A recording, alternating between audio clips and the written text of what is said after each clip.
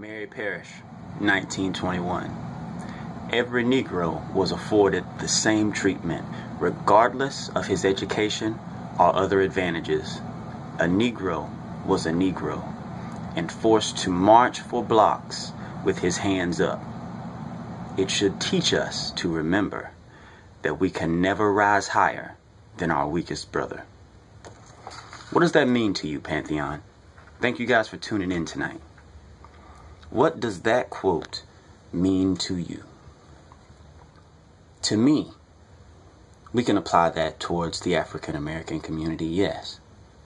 But to me, I would like to apply it towards a broader community. I would like to apply it towards the human race. Because many of us are content in our homes. We are content with the things we have. And we are content to ignore the plight of other human beings. The plight of other races, whether you be black, whether you be Latin, Asian, Caucasian, whatever affiliation you might fall into. We are content to ignore your issue as long as it has nothing to do with us. But we are all in this together. We all struggle together. We all suffer together. And an issue with one group is an issue with another group, is it not? When Hitler was invading all of Europe and controlling, was it not a global issue? When the Jews were being persecuted during the Holocaust, was it not something that sparked outrage in the hearts of all? We must remember that we can never rise higher than our weakest brother. Whether you be black, whether you be white, whether you be Asian or Latin, or any other group. Humanity cannot rise higher than our weakest brother. That's a very important thing to remember. We must remember, not only do we all come from the same place, but we all will go to the same place. Whatever your religious belief is at the end of the day, you're all going to go to the same place, whether you believe from dust you came and dust you will return, or whether you believe that there is a spiritual realm beyond this. I just so happen to believe that. But I will not segregate the true message of my ideal by putting it in just a religious context. I want everybody to be able to understand and to relate to this. There are problems in this world that can be fixed. There are problems in this world that we have answers for. But as long as we continue to turn a blind eye to it, those problems will persist. Poverty will persist. Ignorance will persist. A lack of moral structure will persist. As long as we continue to ignore it, as long as we continue to put a stamp and a face on it that does not look like us, it will persist. We must demand change. We must look at ourselves, take a hard look at yourself in the mirror, and you must change that man that you see. You must change that man to who you expect yourself to be. You know who you are, but not who you could be. William Shakespeare. I encourage all of you, not only to denounce the people that tell you what you can and cannot do, but to denounce those thoughts that come into your mind when you tell yourself, that goal is unachievable, let me settle for less. Demand more of yourself. You can achieve whatever you want to achieve. Thoughts and words have power. It all depends on the power you give it. Another quote from William Shakespeare. Nothing is good or bad, but thinking makes it so. Meaning, nothing inherently is good or bad, but the way you think about it can make that thing good or bad. It can make that action good or reprehensible.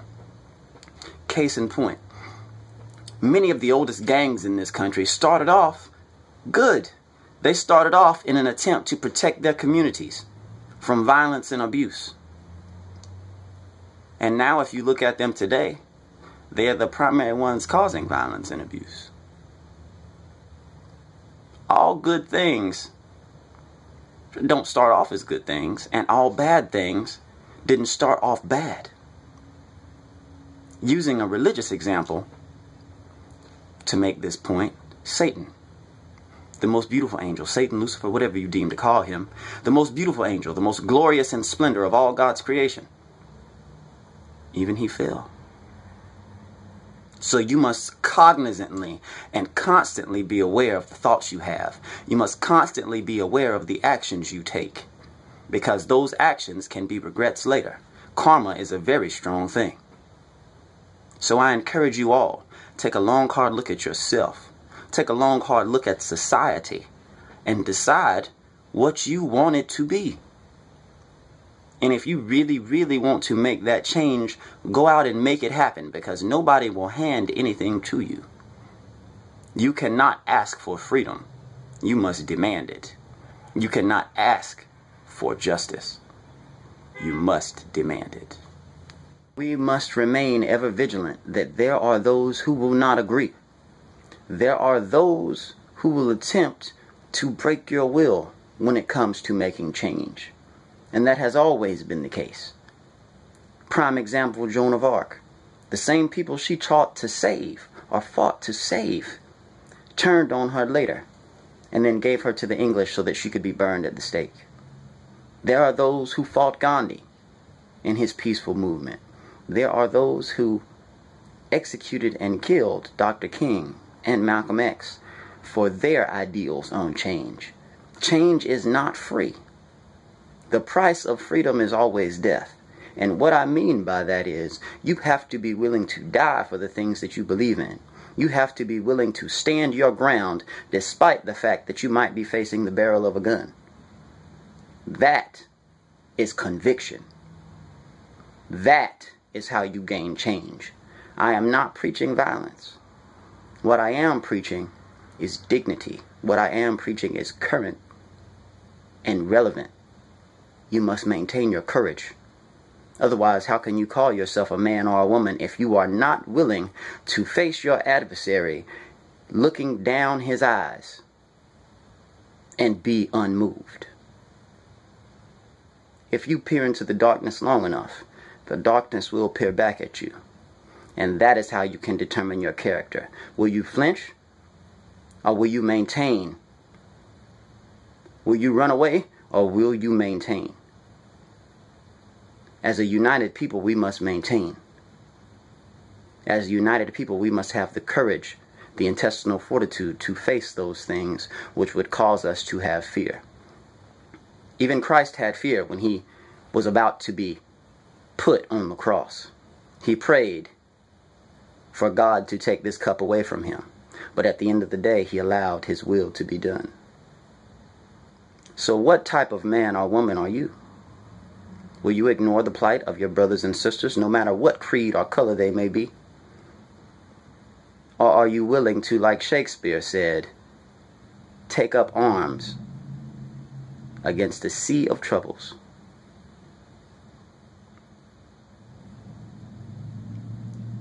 I'm willing to stand for what I believe. And I encourage all the rest of you, whether it be a human rights issue, whether it be a social issue, or whether it be a moral issue, to stand for what you believe and back up your words. Otherwise, you are just talking. In any case, thank you guys for tuning in. Have a lovely evening, and be prepared for more words such as these to come. There is no room for funny with something serious like this. We must call a spade, and we must stop sugarcoating. And the sugarcoating is done.